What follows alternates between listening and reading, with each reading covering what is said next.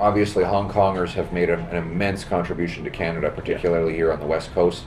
The people from Hong Kong have brought business, investment, entrepreneurship, countless entrepreneurs. Yes, you saw me talk about him. Yes.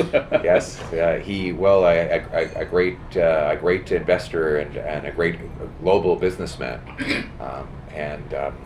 So I admire the people, and these are the kinds of immigrants we want, right? Hardworking, law-abiding, disciplined, Exactly. traditional, good people. And I think the problem is it's getting ensnared in bureaucracy. And meanwhile, we have all these fake refugees and people who've come from other streams that are not actually refugees, who are totally gumming up the system. So I want to get back to lawful immigration, where we prioritize those who can contribute most to the Canadian economy, including Hong Kongers. And it so happens that many of them are in danger in Hong Kong, so it is in our interest to help those people. Brent, great to be with you. Hi there. Good to see you. Thank you for being part of this. Thank you for having us today. We're very pleased. Right here? Yes. Excellent. All right. Thank you for coming to this Chinese media roundtable. This will be a very important occasion, and also give you an opportunity to ask questions unfiltered. And the man next to me doesn't need any further introduction, but for formality, I'm going to give a brief introduction. So Mr. Pierre Poilievre is the leader of the opposition in Canada and leader of the Conservative Party.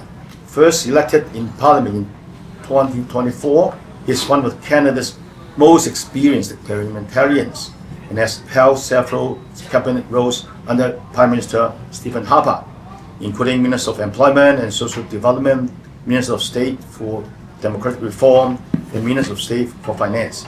He is widely known as the strong advocate on affordability, economic opportunity, and government accountability. So with that, I will pass time to Mr. Poilievre. Thank you very much for the beautiful introduction, Shakal. Thank you also for your great work fighting against drugs and crime in favor of property rights, small business, affordability. And thank you to Kenny Chu, former Member of Parliament, for being here as well. It's great to be back in the Lower Mainland to celebrate the Canadian Promise. What brought me here is my focus on affordability and safety. This country of ours was always a place where anybody who worked hard could afford a home, have good food on the table every night, live in a safe neighborhood, gas their car up without breaking their bank. That was the country that I grew up in. Unfortunately, after 10 years of Liberal government, none of those things are true. People cannot afford food, homes, gas, or anything else. Crime and chaos is raging in our streets. Drug addictions have worsened. All of these are the direct result of Liberal laws and Liberal taxes that have driven up the cost of living and the crime in our streets. Worse, we're now seeing about 800 acres of Richmond land threatened by the Cowichan decision, which is partly the result of the Liberal government abandoning the argument for property rights in court with a directive from the Attorney General to stop defending property over other title. And now we have businesses that are turning down investments. They can't get financing. People are afraid to buy. The property market is seizing up, and Mark Carney has done absolutely nothing. Everything has gotten worse since Mark Carney became Prime Minister. More cost, more crime, more corruption, more of the same. He's just another Liberal. We need a change, and that's the change that we are offering as Conservatives. Our plan is to restore affordability. One, we've said, let's get rid of the gas tax. Save 25 cents a litre, $20 a fill-up, $1,200 for a family of four this year. We also want to get rid of the industrial carbon tax, lower income taxes so people keep more of their paychecks, end capital gains tax for anyone who reinvests in Canada. This will unlock economic growth and affordability for the people. We want to incentivize home building by removing all taxes on building homes and getting paying municipalities based on how much they allow homes to be built, rather than just paying them to build their bureaucracies. We're proposing a real plan, 4-point plan to protect your property rights, to argue in favor of the principle that private property comes first in any dispute, to say that no more deals should be signed with any First Nations that do not explicitly clarify that property, private property of homeowners comes first and foremost in law, period. We're also calling for tougher laws on crime, jail, not bail, for repeat offenders, a total ban on both the sale and the possession of all hard drugs, to get people treatment and recovery, not consumption sites. We want to shut down all the consumption sites and replace them with treatment centers that have a mission to get people completely off drugs. So that is our goal. Do you have anything that you think I should add to that, Jacko? No. That covers it. So again, our purpose is to be affordable, safe, and strong here at home in Canada, so that we are unbreakable abroad. Thank you.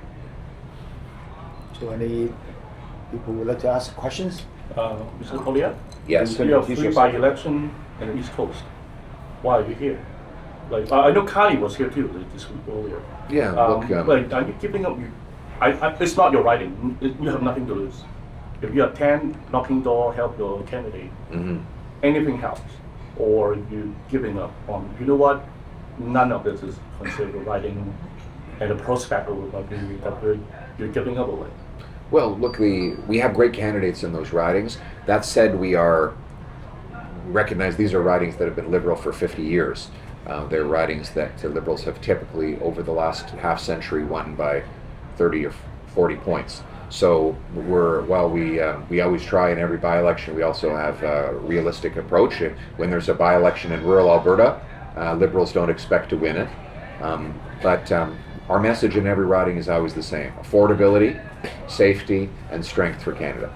So are you telling me that you predicted the Liberal will achieve their majority after this by-election? Well, the majority is not because of the by-election. These ridings are ones Liberals already had before their resignations. It's a result of them using dirty backroom deals to overwhelm the results that Canadians gave them. So Mr. Carney has betrayed the people to seize power undemocratically in a way that will only make life more expensive, more dangerous, and our economy even weaker than it already was. We believe in democracy, and we believe Canadians should respect the will of the people who voted for them in their ridings.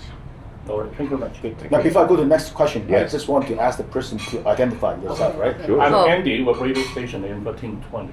Good to see you, Andy. Thank you very much. Good to It's see you again. Jessica from Snow Goose Media.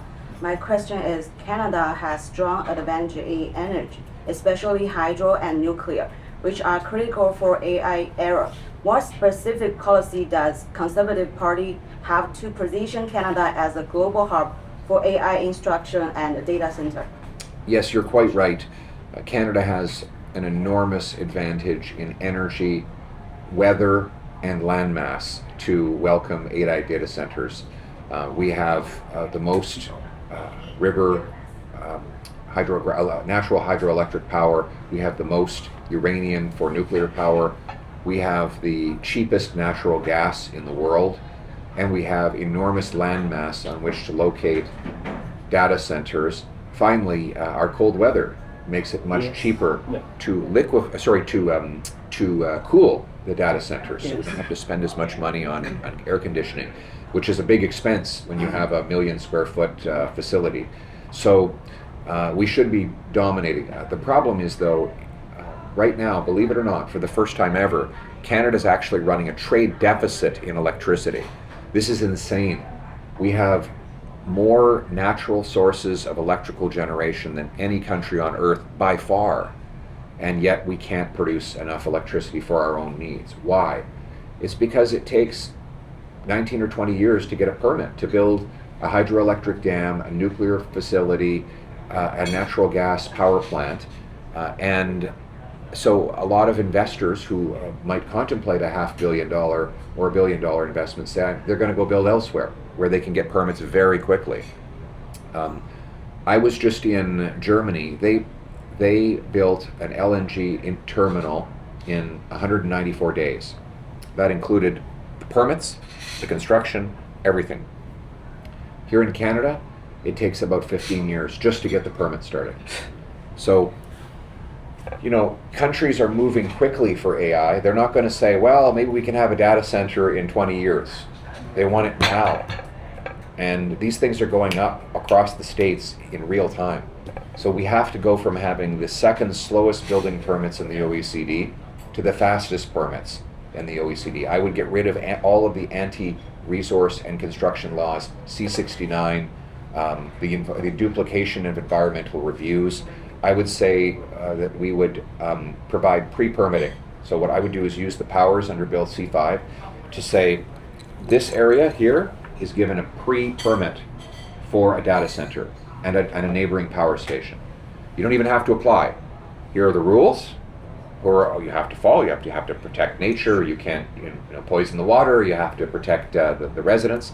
But in this landmass, you have a permit pre-approved to go and build. And then the private sector has the certainty that they won't be held up in bureaucracy for years and years to come.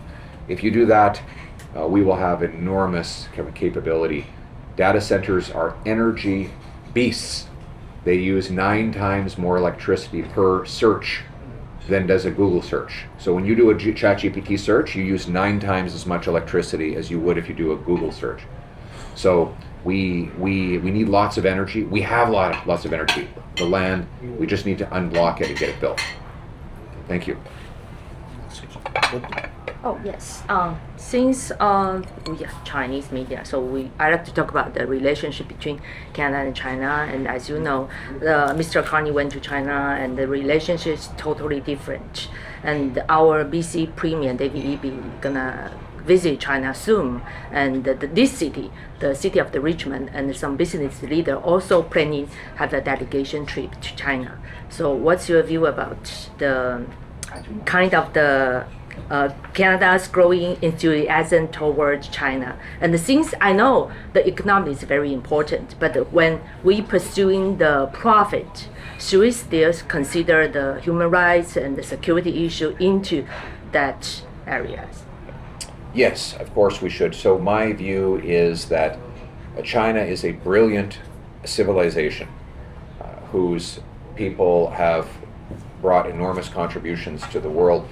And it is an incredible story that in little over a generation, China has gone from having 80% of its population living on less than $1 a day to being the second biggest economy in the world.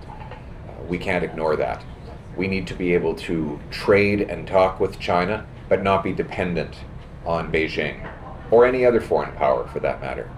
So we also have to be realistic. We sell 20 times more to the United States than we sell to China. That is just the reality. In fact, we sell twice as much to the United States as we sell to the rest of the world combined.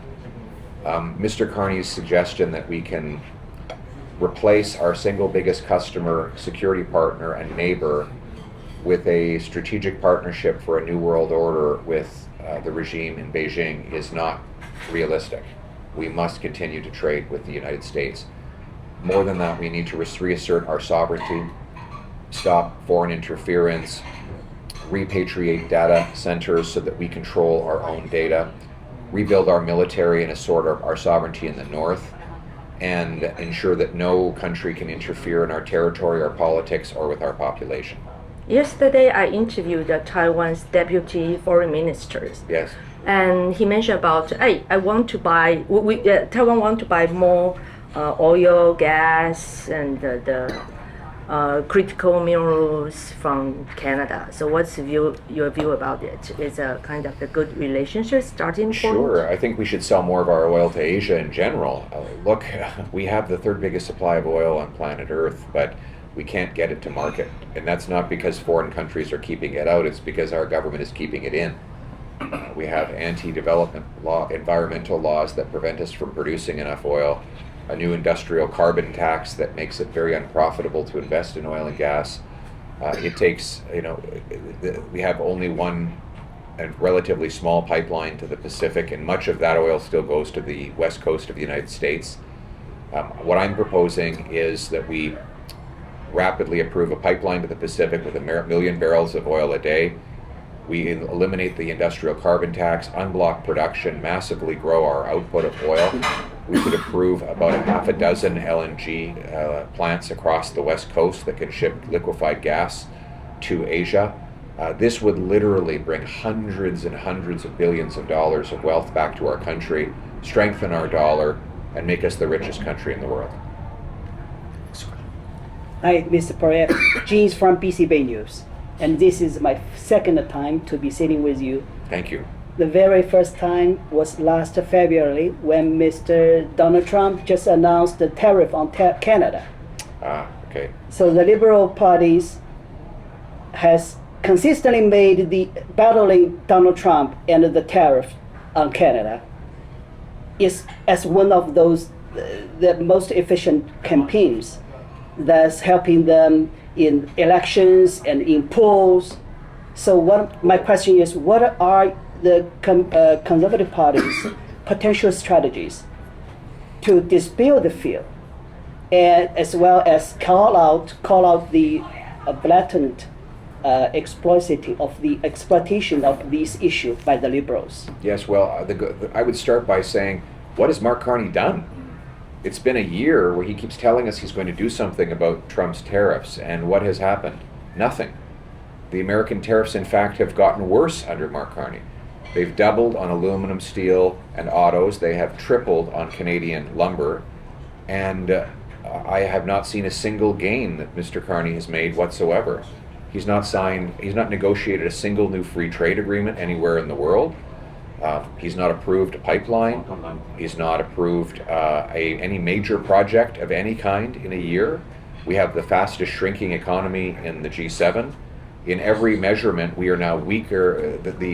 Mark Carney has made Canada weaker relative to President Trump than we were a year ago when he made all these promises. So I think it's time for people to ask, what are the results that he is getting? Because I can't see them. We have a real plan to counter the tariffs and push for free trade with the U.S. What I've said is, let's build up our leverage.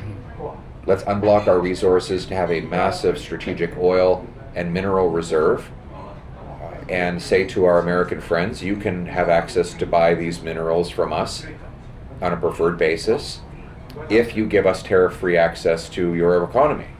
That is how we go forward with something to offer, in exchange for which we ask for something in return. And I think we have a lot of other things to offer. Lower cost lumber to build affordable homes for American youth. Lower cost aluminum for the most popular American truck, the Ford F-150. It's an aluminum shelled truck. The Americans can't make aluminum. We've got the aluminum. Low cost oil for cheaper gas at the pumps. These are things Americans want. I would say to the president, these are the things we have to offer. Why don't you give us tariff-free access to your market, and both of us will be richer, stronger, and safer. Yeah. Thank you. Hi, Poilievre. Mr. Poilievre, I'm Davin here from CanMen. So thank you so much for the chance to be here. So I want to bring it to here about Hong Kong immigrants. So in the past 5 years since the Hong Kong pathway is introduced, there were over 50,000 Hong Kong immigrants coming over because of this policy. We thank you for that. But now, instead of not only private property right, but also we need you to help us protect the rights of these Hong Kong immigrants because of the bureaucracy black hole of IRCC. These Hong Kong immigrants, highly skilled, highly educated, they bring their skills, they are paying good taxes, great jobs here already several years, ready to be PR and to be citizen. But now they're in a black hole.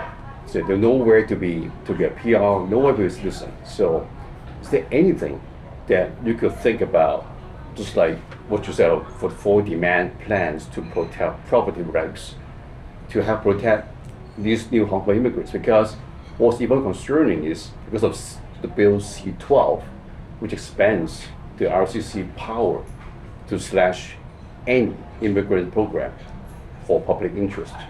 So these people, they have put a lot of efforts here, everything here, families, So, what can you think of? Well, you raise a great point, and obviously Hong Kongers have made an immense contribution to Canada, particularly here on the West Coast.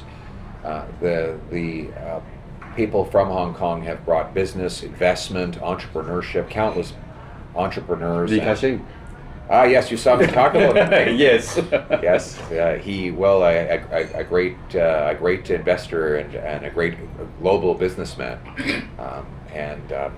so I admire the people, and these are the kinds of immigrants we want, right? Hardworking, law-abiding, disciplined, Exactly. traditional, good people. And I think the problem is it's getting ensnared in bureaucracy.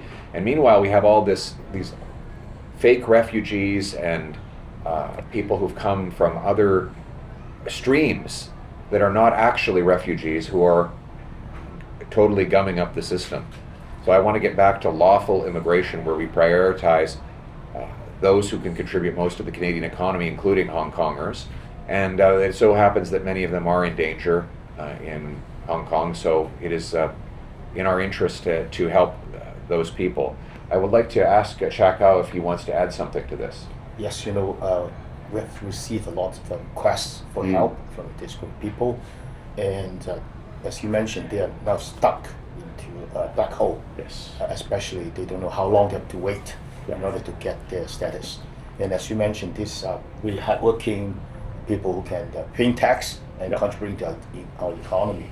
So I and my colleagues have been trying our best to help them getting the status clear. But this government right now, they are not doing anything. They are not making any kind of a positive change. So myself and my colleagues are working very hard, and we are very diligently helping the Hong Kong immigrants so that they can be contributing members of our society. Exactly, because these guys, they have valid work permit, but now they got expired, but they cannot renew their work permit or study permit on time. But they got a job already, and they're losing their job, so they cannot pay taxes. They cannot even stay here as a legal resident here. Yeah. So these guys, they are not refugees. They're not anyone. They want to be stay here, just like Pierre, just like your wife. It's another immigrant story. They bring their kids, bring their skills, contribute to Canada, but we need your help. Thank you. Yes, so we will champion the Hong Kong residents here, and hopefully we can find a prompt solution to this and get moving. Okay, so this is the time, so maybe discussion. Yes, sir.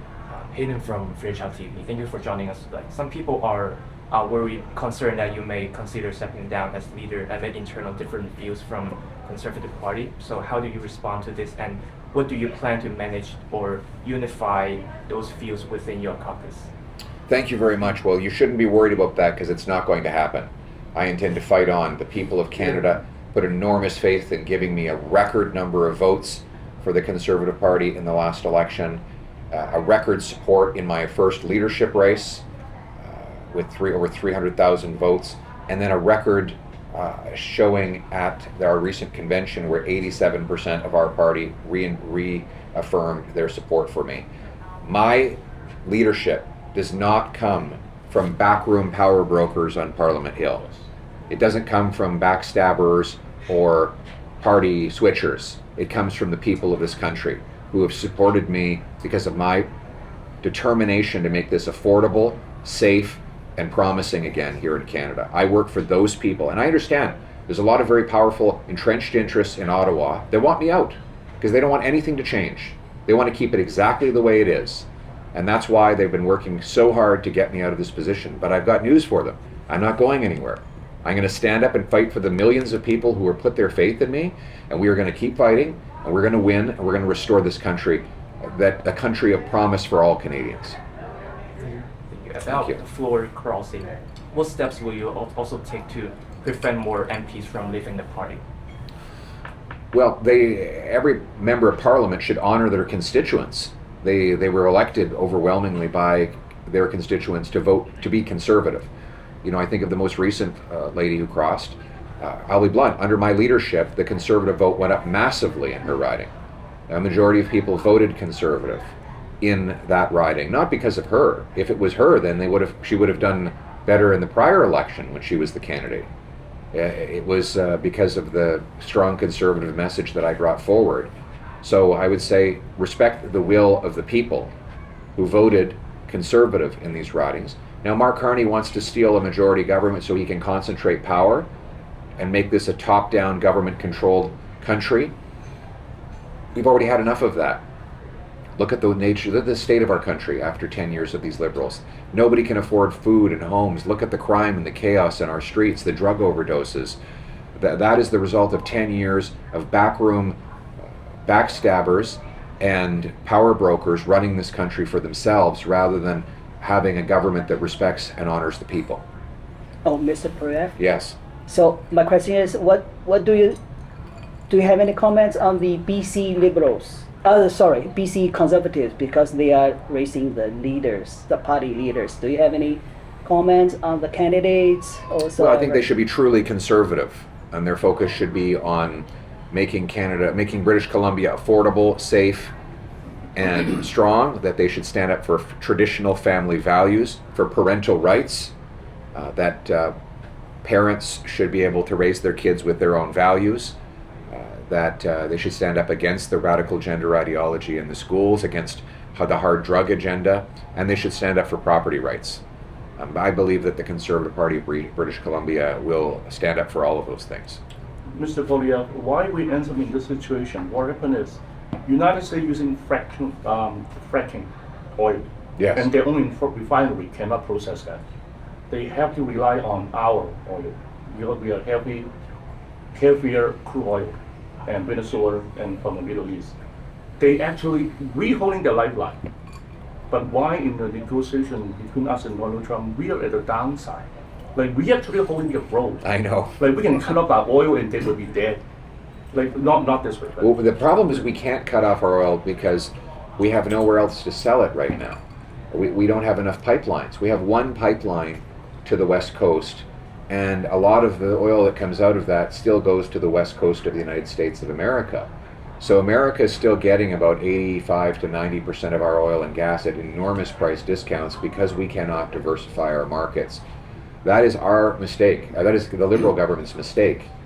They have blocked pipelines and LNG plants that could have allowed us to sell more of our product overseas and given us leverage in the present day negotiations. So that's what we have to change. I have talked to the NDP job minister. We actually mentioned about, I assume you're talking about Trans Mountain Pipeline. Yes. It's only 70% in capacity. We're not being fully utilized that pipeline yet. So why build a new one? Well, first of all, I'm not proposing the government should build a new one. I'm proposing that we should permit it and let the private sector build it. The pipeline is basically at capacity. At various times, there might not be as much running through it, but it is oversubscribed. And part of the reason why we don't have enough oil to fill other pipelines right now is because there are too many laws preventing an increase in production. An industrial carbon tax, which makes it very expensive to produce oil in Canada. I would get rid of that tax. Okay, Then so you've got one last thing. I would say we need to rapidly approve new mines and in situ plants in Alberta to produce additional oil that can supply the increased demand through Asia. That would make a pipeline to the Pacific economical. Thank you. Sorry so about that. because of time, so we have to cut off here. But I'm talking too much. no. Sorry. But, you know, I No, just- we are asking too much. I just No, want not at all. to You should come to BC add more on, you know, often. to the question that you asked. Now, for those people who cross the floor, I think they have to be accountable to their constituents, and also they have to explain why they cross the floor. But I just want to say that, you know, my experience in the caucus is that it's very positive in the sense that I've never seen such a caucus that we're so openly discussing issues, and people are free to express their opinions. Even sometimes, you know, may not be consistent with, you know, the majority of the caucus members, but people are free to discuss issues within the National Congress. And I've seen Mr. Poilievre being very open and receiving different ideas. I spoke to him freely and gave him my thoughts. And he may not totally agree all the time, but this is kind of free flow discussion that I really treasure.